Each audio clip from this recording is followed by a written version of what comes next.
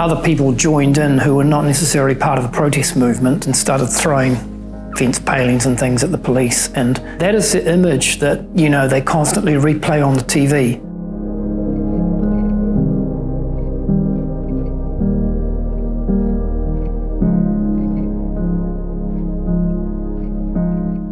The photographer Brian de Montauk came into the gallery with this lot of scans of colour film photos he had taken of the anti-Springbok tour protest that occurred in Wellington on the 29th of August 1981, and that was on the day of the Springbok All Black second test match at Athletic Park.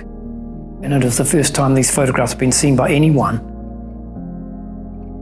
In 1981, all of the newspapers were publishing black and white photos. There was no colour photography in newspapers.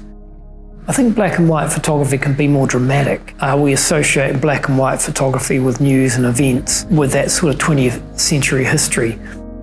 And I think these colour photos really evoke the day very, very well. They're one less stage removed from reality than black and white photos are. Brian's not a professional photographer. He was just out there on the day with his old Pentax little camera.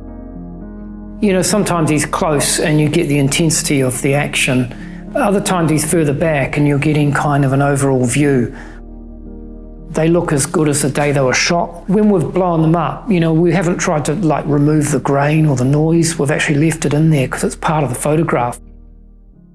I was involved in anti-Springbok tour protests even when I was still 17, and actually so was the rest of my family.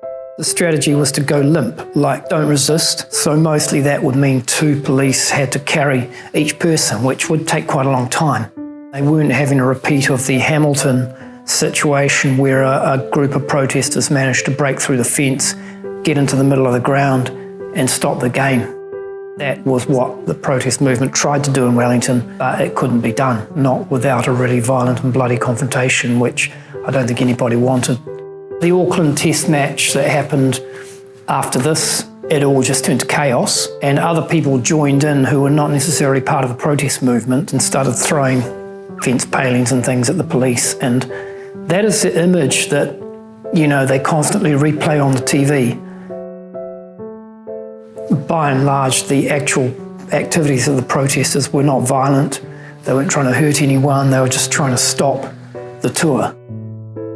Photography Aotearoa is a group of, at the moment, 5 of us, and our aim is to establish a photography centre for New Zealand.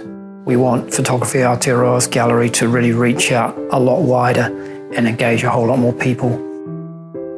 Some of the people that were for the Springbok tour going ahead then have kind of seen how history has played out and have thought maybe to themselves, I think we were wrong. It's good that apartheid has ended, South Africa is in black governance. South Africa has progressed, New Zealand has progressed, rugby has progressed. So, things repaired themselves.